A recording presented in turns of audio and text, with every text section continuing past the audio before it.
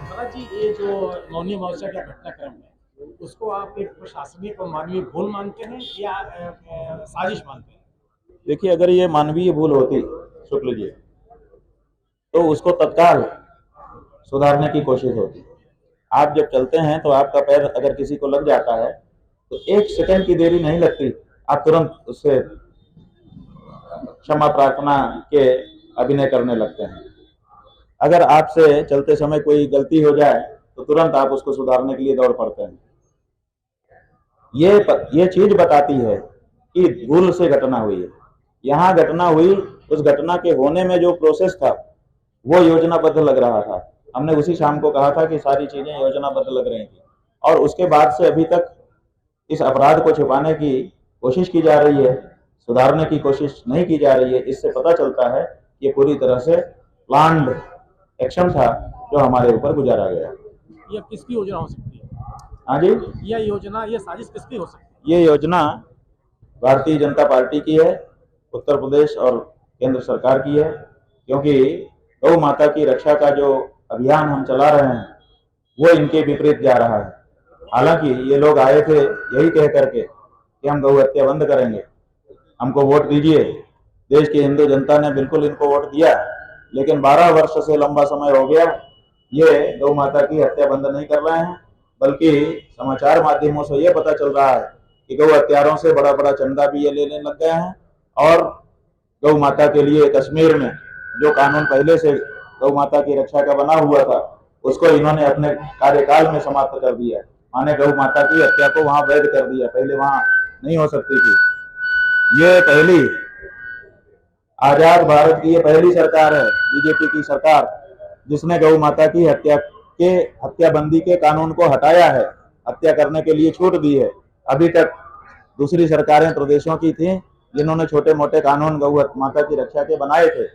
ये पहली सरकार है आजाद भारत की जिसने गौ हत्या के कानून को हटा करके, गौ हत्याबंदी के कानून को हटा करके गौ हत्या करने की छूट जम्मू कश्मीर रीजन में दे दी है।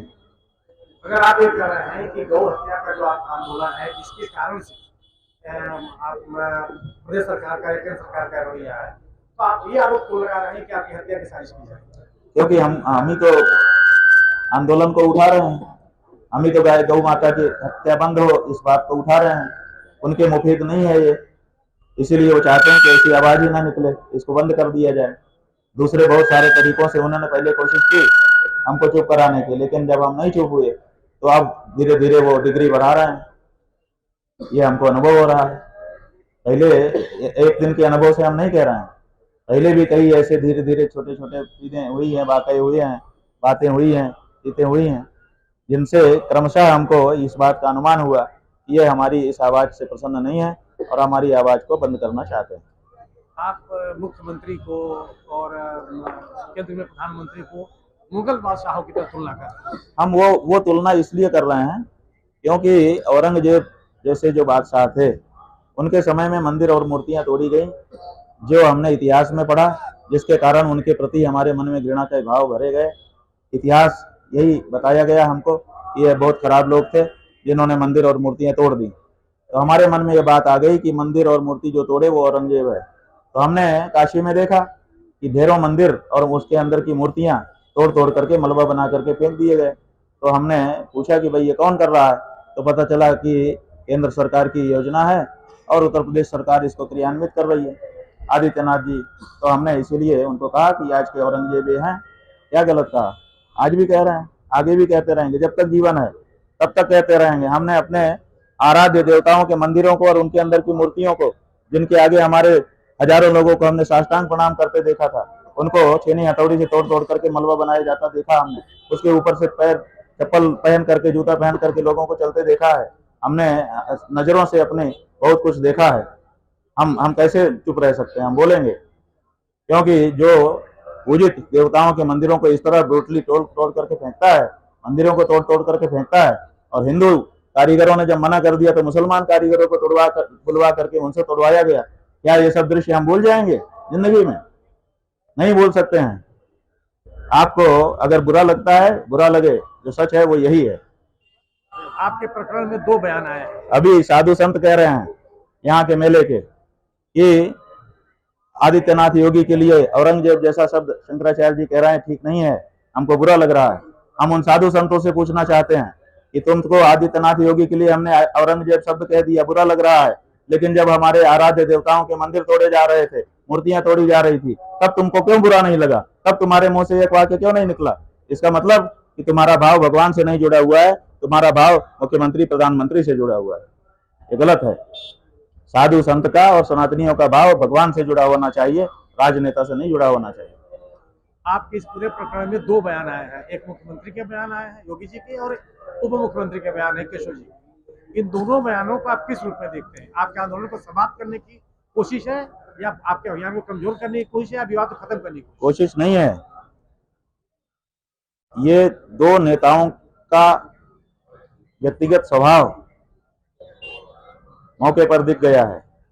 एक नेता है जो पार्टी को अपनी जेब में रखता है, मैं जो कहूं वही होना चाहिए, तानाशाही की प्रवृत्ति जिसकी है, वो जो चाहता है वही करता है, वो कोई विचार नहीं करता, और अपने द्वारा किया गया गलत काम भी सही ठहराने की कोशिश करता है। और दूसरा मौके की नजाकत को समझता है। वो समझता है कि कहीं ना कहीं गड़बड़ी हो गई है, प्रकरण को पटाक्षेप दिया जाना जरूरी है, इससे नहीं तो नुकसान होगा। तो हमने देखा कि दो नेता हैं और दोनों की प्रवृत्ति स्वभाव अलग अलग हैं। इसका पटाक्षेप कैसे देखते हैं अगर सरकार आपसे बात नहीं कर रही? भाई पटाक्षेप यह है कि सरकार ने शुरू किया है, अंत तो सरकार को ही करना पड़ेगा। अगर बात नहीं करती है तो बात तो जारी रहेगी। मेला समाप्त होने के बाद भी? मेला क्या होता है? मेला समाप्त हो गया, जीवन समाप्त तो थोड़े हो गया। और ये जो सिविल मैटर होते हैं, देखिए दो तरह के मैटर होते हैं, एक क्रिमिनल मैटर होते हैं, एक सिविल मैटर होते हैं। जो क्रिमिनल मैटर है वो जीवन के साथ समाप्त हो जाता है, लेकिन जो सिविल मैटर है वो तो उत्तराधिकारी भी आके लड़ता है। तो ये जो शंकराचार्य जी, जिन शंकराचार्य जी के कारण ये माघ मेला आज आबाद है, जब मुगलों ने यहाँ पर पहरा लगा दिया था और जजिया कर देने वालों को ही नहाने देते थे, बाकी लोगों को नहाने नहीं देते थे, उस समय शंकराचार्य पालकी में बैठ के आए थे, पेशवा उनकी पालकी उठा करके आए थे, इसीलिए उनके यात्रा को पेशवाई कहा जाता है। उन शंकराचार्य जी ने ललकारा था कि खबरदार, गंगा यमुना के संगम में स्नान करना हमारा जन्म सिद्ध अधिकार है, हटो। तब जाकर के हटे थे, तब उन्होंने डुबकी लगाई थी। तब हिंदू जो दबे कुचले हो गए थे उस समय, उनको थोड़ी जान आई थी, तब वो लोग धीरे धीरे करके आने लगे। उन्होंने प्रार्थना की कि प्रभु प्रतिवर्ष पधारिए, माघ मेला पर्यंत यहाँ पर रहिए, हम आपका शिविर लगाएंगे, आपकी सेवा करेंगे। और फिर उन्होंने तीनों बाकी शंकराचार्यों को भी बुलाया। इस तरह से चारों शंकराचार्य यहाँ नियम से आने लगे और आज लाखों करोड़ों में यह मेला पहुंच गया। तो जिस समय यहाँ एक व्यक्ति नहीं आ सकता था, सनातनी स्नान नहीं कर सकता था, उस समय जिन शंकराचार्य जी ने आकर के यहाँ पर ललकारा, आज उन शंकराचार्य को जब इतना बड़ा मेला आबाद हो गया है तो तुम आकर के उनका रास्ता रोकते हो। ये हिम्मत तुम्हारी, ये किसने हिम्मत तुमको दे दी? हिंदुओं का वोट लेकर के गाय काटते हो, तुमको ये हिम्मत? हिंदुओं का वोट लेकर के तुम राम मंदिर में धर्माचार्यों को हटा करके कार्यकर्ताओं को वहां पर निर्माता बनाते हो, ये हिम्मत? हिंदुओं का वोट लेकर के मुलायम सिंह की तो बात करते हो, नृपेंद्र मिश्रा जिसने उस आदेश को क्रियान्वित किया था, राम भक्तों पर गोली चलाई थी, उसी को तुमने करता धरता बना करके बैठा दिया। इतनी बड़ी पीड़ा हिंदू समाज को, ये हिम्मत? ये सब जो हिम्मत होती चली जा रही है हिंदू हिंदू के नाम से, हिंदुओं का वोट लेकर के, ये गलत है। ये ऐसा मत करो, हिंदुओं का वोट लो तो हिंदुओं की सेवा करो, हिंदुओं के जो मुद्दे हैं उन पर हिंदुओं के पक्ष में रहो। गलत हो रहा है। आपके शंकराचार्य होने पे जो सवाल उठाया जा रहा है, ये सनातन का अपमान है या स्वामी विवेकानंद? ये किसी का अपमान नहीं है। सोने से आप कहिए, सोने का टुकड़ा सामने रख दीजिए और उसको कहिए कि तुम सोना नहीं हो, मैं तुम पे सवाल उठाता हूँ। सोना क्या करेगा? हंसेगा, तो कहेगा कि ठीक है, कसौटी का पत्थर ला के घिस लो, पता चल जाएगा कि मैं कौन हूँ। नहीं तो काट करके देख लो, और नहीं तो भट्टी में गला करके देख लो। ले लो ना जितनी परीक्षा लेनी है। परीक्षा से कौन डरता है? तुम्हारे प्रश्न से कौन डरता है? हम शंकराचार्य हैं तो हैं, इसमें तुम्हारी परीक्षा से क्या हम लोहा हो जाएंगे? सोना जो है वो सोना ही रहने वाला है, वो लोहा नहीं हो सकता है। इसलिए ये जो प्रयास किया जा रहा है इनके द्वारा कि इनके ऊपर क्वेश्चन मार्क उठा करके जनता में फैला दो कि ये तो शंकराचार्य ही नहीं है, ये गलत है। शंकराचार्य हम हैं, और आप कितनी ही परीक्षा ले लो और पूछो ना सवाल। आपने पूछा था सवाल कि आप शंकराचार्य कैसे हो बताओ, हमने 24 घंटे के अंदर बता दिया। अब 24 घंटे के अंदर तुम्हारा जवाब क्यों नहीं आया? हमने भी तो दिया था 24 घंटे की मोहलत। आज 72 घंटे हो गए, 72 घंटे तक अभी आप दो लीगल टीम बनी है, दोनों परीक्षण कर रही है। ये कौन सा परीक्षण होता है? चंद्रमा में जाकर के परीक्षण कर रहे हैं कि मंगल ग्रह में जाकर परीक्षण कर रहे हैं? 72 घंटे हो गए, आप परीक्षण नहीं कर पाए एक जवाब का। आपकी लीगल टीम क्या कर रही है? ये हाई कोर्ट का शहर है जिसमें वकील ही वकील भरे हैं, जज ही जज भरे हैं। लेकिन आप केवल हमारी जो जनता में विश्वसनीयता है उसको घटाने के लिए, केवल हमारे प्रति लोगों की धारणा को पूर्ण करने के लिए इस तरह का आप आचरण करते हैं, ये कब तक चलेगा? अंतिम सवाल, आपने मौनी अमावस्या का स्नान नहीं किया जिसको त्याग को रोका गया, और आपने बसंत पंचमी का भी स्नान नहीं किया। आपको नहीं लगता कि जिस परंपरा से आप आते हैं उस परंपरा को डिमीन किया गया या कमजोर किया गया? नहीं, कोई कमजोर नहीं किया जाता है। देखिए, आपको हम सुप्रीम कोर्ट का केस बता रहे हैं। हमारे श्रृंगेरी के शंकराचार्य जी एक शहर में जाते थे और उनकी पालकी जो है, पालकी शंकराचार्य की सवारी है, असल में इंद्र की सवारी है। इन देवराजोपचारांश यथा बदन पालयेत, मठामनाय महानुशासन जो है शंकराचार्य जी का, जो पीठों के लिए संविधान है, उसमें लिखा है सुधन्वन समोत्सुक्य निवृत्ति धर्म हेतवे देवराजोपचारांश यथावत अनुपालयेत। शंकराचार्य जी कह रहे हैं कि ये सुधन्वा नाम के राजा हैं, इनके मन में इच्छा है कि आप लोग देवराज उपचार माने इंद्र का उपचार धारण करें। इंद्र का उपचार है सिंहासन, छत्र, छड़ी, चमर, पालकी, ये सब। तो उन्होंने कहा कि ये सब इनकी इच्छा है, इनकी इच्छा की पूर्ति के लिए स्वीकार कर लीजिए। आप लोग यद्यपि सन्यासी हैं लेकिन ये सब स्वीकार कर लीजिए। और धर्म हेतवे, ये जो कह रहे हैं वो केवल इनकी इच्छा मात्र के लिए नहीं, बल्कि ये कह रहे हैं कि जब इस पे आप विराजमान होकर के उपदेश करेंगे तो लोग सहज में स्वीकार करेंगे कि ये अमुक है, विशेष है, तो इसलिए इनको स्वीकार कर लीजिए। तो वो आदेश मान करके हम लोग पालकी में बैठे हैं, कोई अपनी इच्छा से पालकी बना करके नहीं बैठे हैं। तो श्रृंगेरी के शंकराचार्य जी कार्यक्रम में जाते थे, उनकी पालकी ऐसी होती थी, लेकिन वहां पर उनकी पालकी आड़ी चलती थी, अड्ड पल्लकी उसको कहते हैं। अड्ड पल्लकी मतलब पालकी को ऐसे तीर की तरह ना करके ऐसे कर दिया जाता था।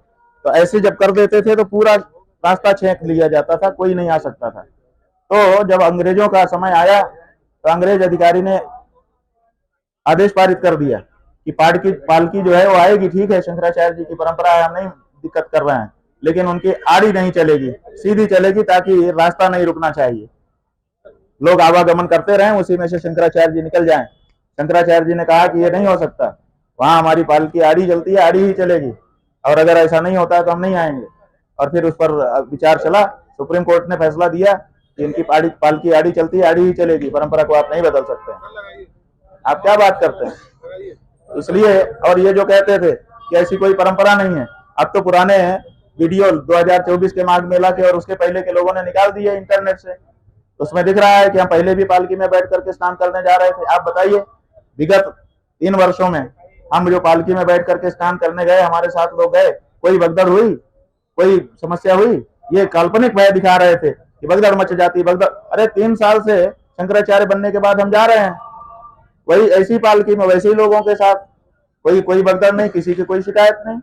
तो ये कल्पित एक दृश्य दिखा करके हमारी पालकी को रोकने की कुचेष्टा इन्होंने योजनाबद्ध ढंग से की, और मारा पीटा योजनाबद्ध ढंग से। हमको भी अपहरण कर लिया था, मारने पीटने वाले थे, लेकिन नहीं कर पाए, जनता के नजर में हम थे इसलिए बच गए। लेकिन हमारा ये कहना है कि जो हमारी मर्यादा है, उस मर्यादा से नीचे हम इनके आदेश पर नहीं उतरेंगे। हमारी स्वयं की इच्छा हो हम कुछ भी करें, हम पैदल चले जाएं या कुछ भी करें, लेकिन प्रशासन को इतना अधिकार नहीं है कि वो शंकराचार्य को कहे कि तुम नीचे उतरो। प्रशासन जो है हमारी सेवा के लिए यहाँ पर है, और अगर वो सेवा नहीं करता है, हमारा मालिक बनना चाहता है, तो हम भविष्य में प्रशासन को यहाँ नहीं रहने देना चाहेंगे। हम आएंगे, सनातनियों के साथ आएंगे, और फिर संघर्ष होगा। ये नहीं चलेगा कि आप शंकराचार्य के ऊपर आदेश करने वाले बन जाओ। आप ये बीज बो रहे हो कि प्रशासन के सहयोग को हम नकारें और स्वयं अपने माघ मेले की व्यवस्था करना शुरू करें। ये नहीं करना चाहिए। ये जो बीज पड़ रहा है, ये कोई छोटा बीज नहीं है। अधिकारों के लिए लोगों ने बड़ी बड़ी लड़ाइयां की हैं, और उन लड़ाइयों से उन्होंने अपने अधिकारों को स्वीकार किया है। महाभारत जैसी लड़ाई पांडवों ने कर ली, राज नहीं भोगा। जब उन्होंने पा लिया राज्य को, राज पाने के बाद अपने बेटे को दे करके वो स्वर्गारोहण कर गया, हिमालय में चले गए तपस्या करने के लिए। राज से उनका उद्देश्य नहीं था, उनका उद्देश्य उस न्याय के लिए था कि नहीं, जो हमारा हक है सो हमारा हक है। ऐसे ही पालकी में जाना शंकराचार्य का हक है, आप उसको कैसे छीन लेंगे? ये गलत है। और अगर शंकराचार्य को आपने झुका दिया, शंकराचार्य को आपने आदेश कर दिया, तो हमारे किसी भी धर्माचार्य को, हमारे किसी भी महामंडलेश्वर को, हमारे किसी भी संत को आप तो फिर कुछ समझेंगे ही नहीं, लात भी मार देंगे कल को। तो ये कैसे हो सकता है? इसलिए आपकी जो प्रवृत्ति गलत दिखाई दे रही है, उस पर समय रहते अंकुश लगाना ये हमारा धर्म है और कर्तव्य है, और इसीलिए हम इस बात पर दृढ़ता के साथ खड़े हुए हैं। कब तक मिलने में है आप? हम जब तक हमारा मन होगा, हम पहले ही अपना कार्यक्रम घोषित कर चुके हैं। हम आने के पहले ही हम अपना कार्यक्रम बता चुके थे कि हम अमुक समय तक रहेंगे और अमुक काम करेंगे, फिर जाएंगे। जो भी हमारा कार्यक्रम है, अभी हम नहीं आपसे कह रहे हैं, लेकिन हमने घोषित पहले ही कर रखा है। पुलिस को पता है, पुलिस को प्रोटोकॉल हमारा पहले आया हुआ है।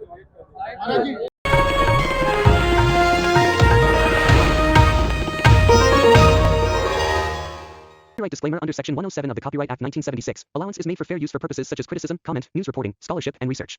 Fair use is a use permitted by copyright statute that might otherwise be infringing.